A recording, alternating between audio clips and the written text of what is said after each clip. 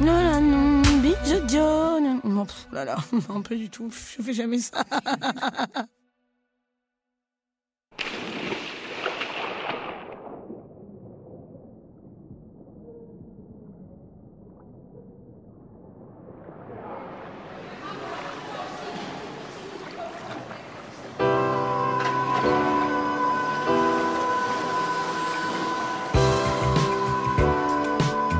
C'est à Nice, Nissa-la-Bella comme on l'appelle, que Camille naît, en 1989, d'un père kiné et d'une mère assistante maternelle, entre une grande sœur et un petit frère. Et c'est à Nissa-la-Bella que Camille grandit et découvre, à l'âge de 7 ans, la natation. Non, s'il vous plaît, on plonge pas, il y a une cour à côté, le bonnet, c'est obligatoire. Il faut dire que Camille évolue dans une famille ultra investie dans le sport. Des sports de toutes sortes. Mais c'est dans l'eau que Camille se sent bien. À son aise, apaisée. Connaissez-vous l'histoire de Camille Muffat?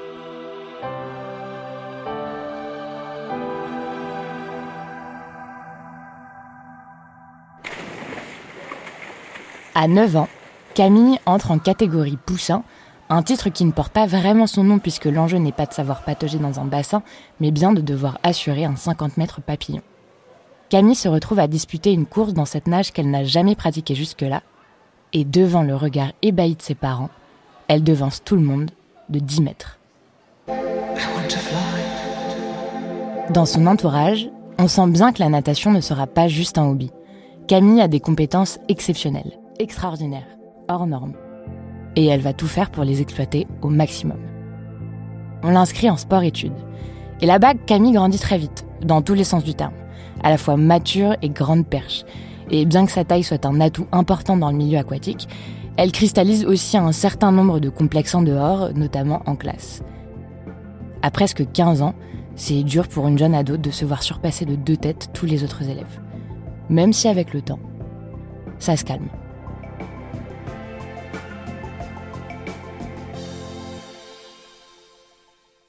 Nous sommes en 2005, au championnat de France junior à Nancy, et Camille a 15 ans.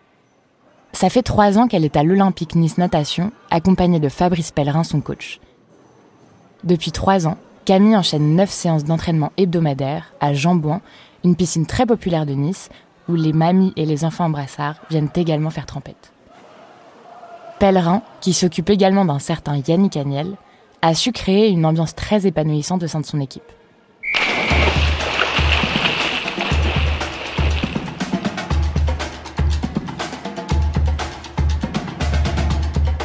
Il entraîne à sa sauce, avec ses propres codes. Par exemple, il munit parfois ses sportifs de lecteurs MP3 waterproof pour qu'ils nagent en rythme, ou bien plus andante ou plus vivace. Il en rigole lui-même, c'est pas dit qu'il comprenne la nuance, mais il s'en moque. Il veut sortir de ce côté très austère de l'entraînement où rien ne doit dépasser. Pour une ado de 15 ans, 5 heures par jour dans une piscine, ça peut vite devenir un calvaire. Alors il trouve des astuces. Contrairement à Yannick l'étourdi, qui avance sans se rendre compte qu'il a un peu de morphe qui coule du nez, c'est son coach qui le dit, Camille est la méthodique de la bande. Elle garde toujours sa chambre nickel chrome avec ses affaires parfaitement pliées en 4. Si vous lui donnez rendez-vous à 8h, elle sera là 10 minutes avant et n'oubliera jamais rien. Elle est organisée et bosseuse. Pour Camille, une médaille, c'est du travail avant tout. Bref, nous sommes en 2005 et Camille, depuis 3 ans, a beaucoup progressé. Elle est passée de Benjamin au groupe élite et elle peut largement surprendre ses adversaires, comme la star incontournable du moment, Laure Manodou, 18 ans, triple médaillée olympique, qui en effet s'est laissée surprendre.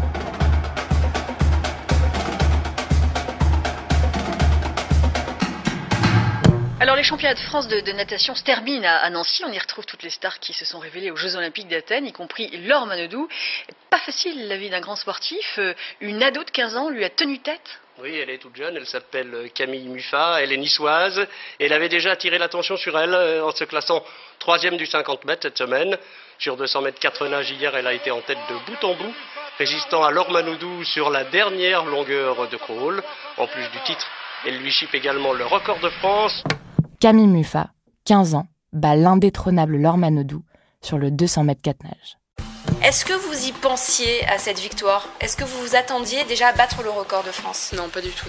Non, vraiment, je ne m'attendais pas à battre le record de France. À gagner non plus, j'espérais un podium, ça aurait été déjà bien. Et puis, voilà.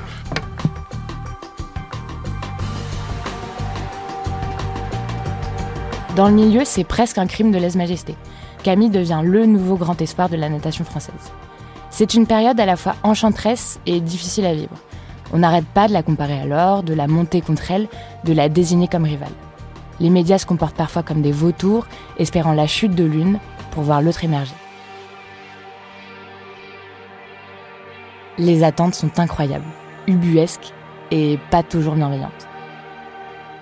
Va-t-elle réussir à ne pas décevoir ? Va-t-elle pouvoir exister sans être sans cesse comparée ?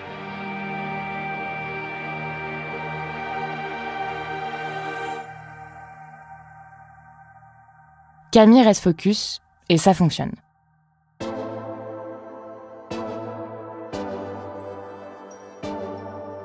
À la fin de son cursus scolaire, elle décroche son bac S, puis entre dans une école de commerce dans la technopole de Sophia Antipolis, pas du tout en Grèce, mais à Grasse, à 20 km de chez elle. Ça ne durera pas longtemps. Camille est douée, trop douée pour laisser filer ce don qu'elle a. Elle met ses études de côté et décide de se consacrer exclusivement à la natation. Camille s'installe dans le paysage.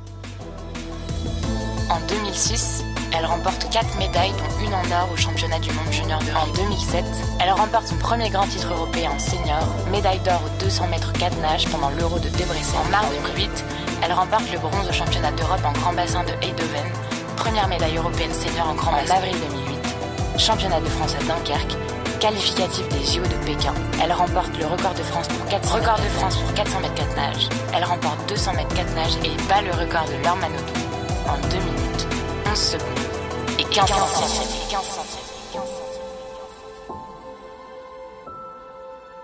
À partir de 2010, Camille se consacre exclusivement à la nage libre et remporte son premier titre mondial sur 200 mètres en petit bassin à Dubaï. Elle détrône cette année plusieurs records de France. Mais elle pense déjà à l'après, ce qui l'obsède par-dessus tout, ce qu'elle veut remporter à tout prix.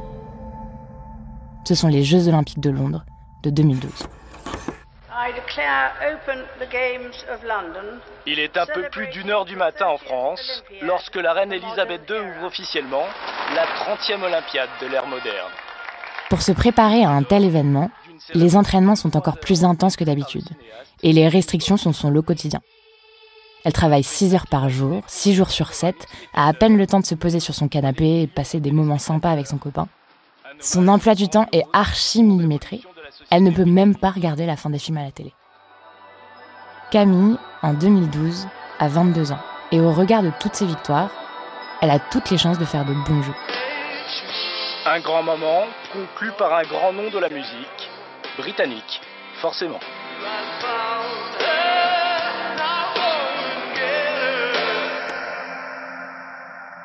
Mais elle doit se débattre face à cette ombre pesante et toujours adulée par les médias, Laure Manodou bien sûr, qui avait annoncé sa retraite puis raccroché les wagons et qui par son retour a éclipsé les dernières performances de Camille. Ça ne parasite pas du tout ses ambitions. Les JO, c'est le rêve de toute sa vie. Tout ce qui sera dit sur elle l'importe peu. Elle sait juste qu'elle doit tout donner, mettre à profit ce qu'elle a appris jusque-là et rester focus, focus, focus. Car c'est maintenant que ça joue.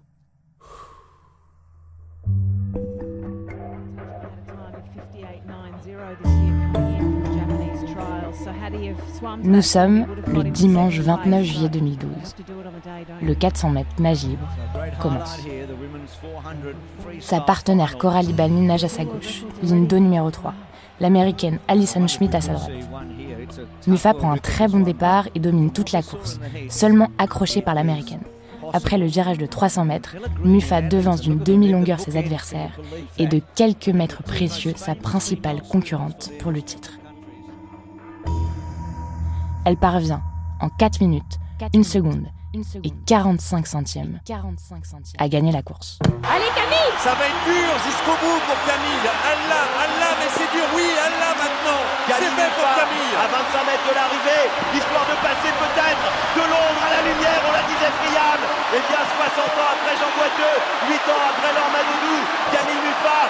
aller s'offrir un titre olympique, le premier pour la France dans ces Jeux, championne olympique. Camille Muffat avec le record olympique, Alison Schmidt. Camille remporte la première médaille d'or de la France à ces JO. Elle gagne aussi une médaille de bronze et une d'argent. Elle est la 3e Française à gagner 3 médailles lors de Jeux olympiques. Elle ne s'arrête pas sur cette belle lancée. Quelques mois plus tard, elle rafle 3 médailles d'or au championnat d'Europe de natation en France. Entre 2005 et 2014, Camille remporte 24 médailles d'or, 18 médailles internationales et bat 2 records du monde. Des chiffres qui donnent le vertige. Un 3e titre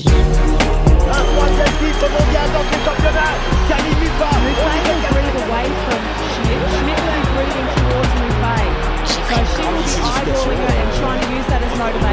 Camille Muffat, championne du monde du 200 mètres nage en bassin de 25 mètres avec un record des championnats du monde pulvérisé. J'arrête de nager. Camille Muffat a donc décidé de s'en aller. La nageuse parle de l'élément déclencheur dans sa décision de mettre un terme à sa carrière. J'ai pris une grande décision. J'arrête de nager. C'est sur ces mots que le 12 juillet 2014, à l'âge de 24 ans, Camille annonce brusquement l'arrêt de sa carrière après 12 ans d'entraînement intensif, quotidien et épuisant. Je me préparais bien, je m'entraînais bien. Après, le choix s'est un petit peu imposé à moi suite à un différend que j'ai eu avec mon entraîneur depuis 12 ans. J'ai commencé ma carrière à Nice avec cet entraîneur et le jour où j'aurais pu sentir que ça pouvait pas aller plus loin, j'arrêterais. Il y a aussi le besoin d'air, de prendre soin d'elle, de ne plus être courbaturée toute l'année et de profiter enfin de sa vie de jeune femme qu'elle est. Elle défend un choix de maturité, fait sans regret. Et c'est vrai, ses déclarations sont dignes, réfléchies, pesées. Cette retraite précipitée est un coup dur pour l'équipe de France, mais aussi pour tous ses supporters. Mais pour Camille, il n'est pas question de revenir en arrière. Quand je dis que quelque chose est fini, c'est fini, et je pense qu'il y a plein d'autres choses à faire. Même si quand on lui demande si elle reprendra la natation un jour, elle répond « Il ne faut jamais dire jamais ».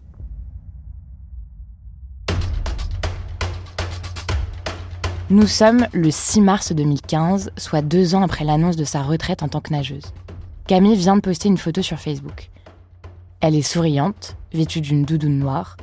En légende, elle écrit « Tout va bien pour moi. Départ d'Ushuaïa tôt ce matin. À bientôt ». Si elle poste cette photo, c'est parce que Camille va partir d'ici quelques heures tourner une émission de télé-réalité produite par la société Adventure Line Productions, qui est déjà aux commandes de Koh-Lanta et Fort Boyard.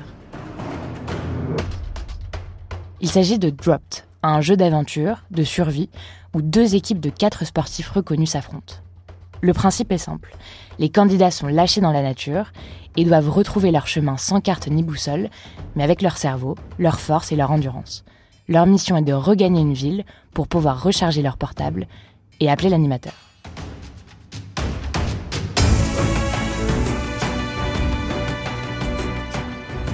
Aux côtés de Camille, il y a le nageur Alain Bernard, la cycliste Jeannie Longo, le footballeur Sylvain Wiltord, la navigatrice Florence Artaud, le boxeur Alexis Vastine, la snowboardeuse Anne-Fleur Maxer et le patineur Philippe Candeloro.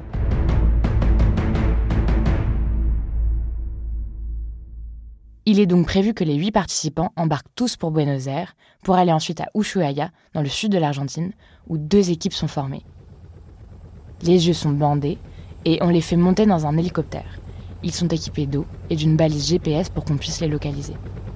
L'animateur est avec eux, ainsi qu'un médecin et un spécialiste de la survie en cas de danger. Une fois arrivés à destination, une épreuve les attend et une personne va être éliminée. 3 jours après le post Facebook de Camille, le lundi 9 mars 2015, aux alentours de 17h, les 3 participants qui forment l'équipe des Bleus, Florence Artaud, Alexis Vastine et Camille donc, montent dans un premier hélicoptère avec les yeux bandés depuis le village de Villa Castelli dans le nord-ouest de l'Argentine. Ils doivent être déposés dans la Quebrada del Yeso, une zone montagneuse très escarpée. C'est Sylvain Wiltord qui a été éliminé du jeu lors de l'épreuve précédente. Philippe Candeloro, Alain Bernard, Jeannie Longo et Anne-Fleur Maxer qui forment l'équipe des Rouges, attendent eux d'être pris en charge à quelques centaines de mètres. La météo est bonne ce jour-là. Un deuxième hélicoptère décolle avec l'équipe de tournage. Les 2 hélicoptères transportent en tout 10 personnes, les 3 sportifs, 5 membres de l'équipe de production et 2 pilotes argentins.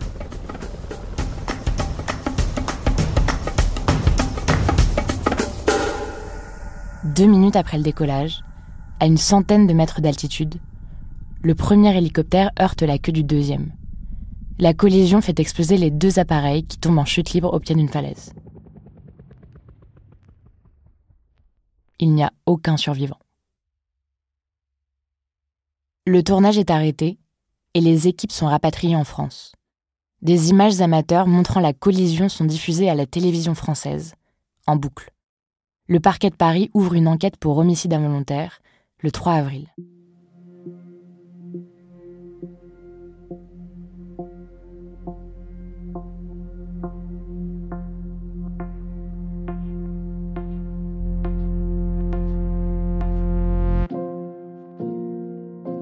Les familles des victimes accusent la production de s'être livrée à une chasse à l'image et de très mal gérer cette tragédie.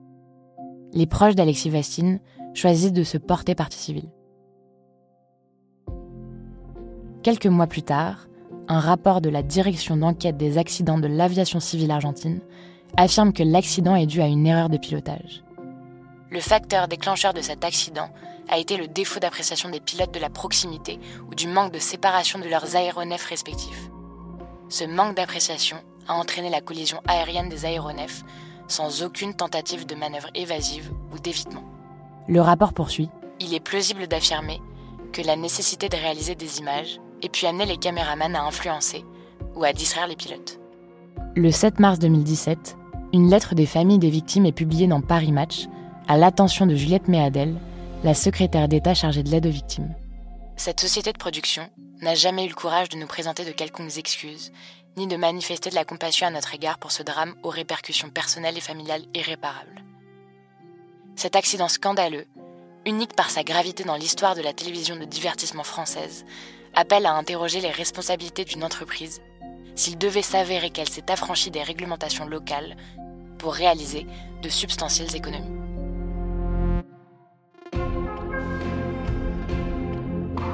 Un des 3 médecins de l'émission racontera plus tard qu'il avait vu avec un grand étonnement que le premier pilote avait une ceinture lombaire et que le deuxième avait des lunettes à forte correction et qu'il se déplaçait péniblement.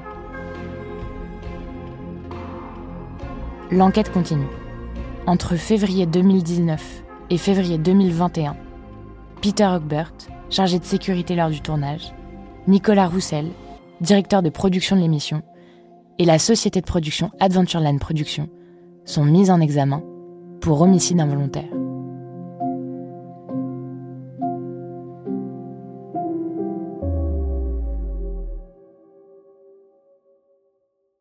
Camille avait 25 ans. Dès l'annonce de sa mort, les hommages se sont succédés. On a salué en elle une immense championne, ainsi qu'une femme courageuse qui a assumé ses choix.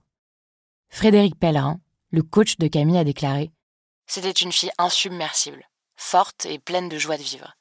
C'est comme si j'avais perdu quelqu'un de ma famille. » Laure Manodou, quant à elle, a déclaré « Nous n'étions pas les plus proches amis du monde à cause de notre rivalité, mais on se respectait, on se connaissait bien.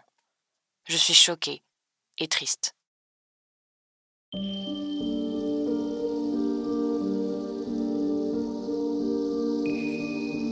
En 2021 puis en 2022, la société de production a été condamnée en appel à indemniser des familles de victimes pour faute inexcusable. Les juges français, après enquête, ont soupçonné une faute caractérisée des mises en examen.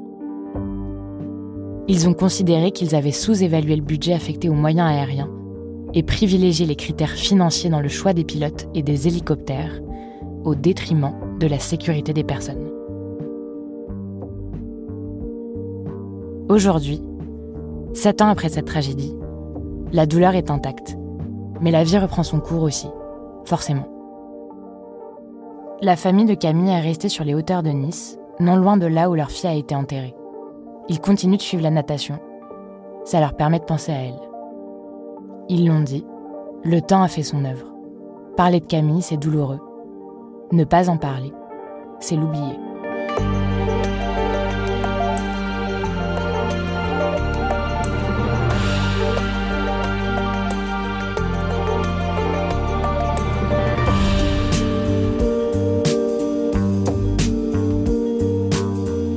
Héroïne de cette histoire, Camille Muffat. Autrice et narratrice, Juliette Livartowski. Recherchiste, Cyrine Azouaoui. Réalisatrice, Elisa Grenet. Productrice, Charlotte Bex.